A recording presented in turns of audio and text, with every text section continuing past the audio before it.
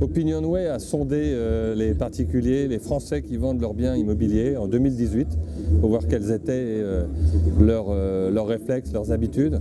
Ce qu'on a appris, c'est que leur première prise d'information, c'est sur les prix et c'est sur Internet. Et ça, par rapport à il y a quelques années, c'est un grand changement.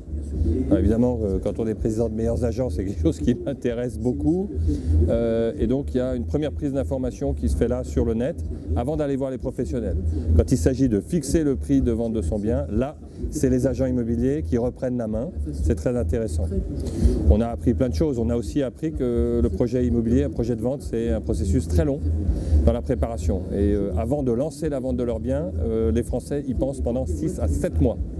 Après, ils mettent 6 mois à vendre, plus les 3 mois de signature chez le notaire. C'est un processus qui dure 15 mois. C'est le temps de gestation d'un cachalot. C'est très long. Et ils ont des attentes finalement très importantes vis-à-vis des agences immobilières, mais pas toujours satisfaites. Et il y a des bonnes et des moins bonnes nouvelles dans cette étude. Parmi les pas très bonnes nouvelles, c'est qu'il y a encore presque la moitié des Français qui ont une mauvaise image des agences immobilières. Il y a encore près de la moitié des Français qui vont tenter de vendre leurs biens par eux-mêmes, donc en direct. C'est trop.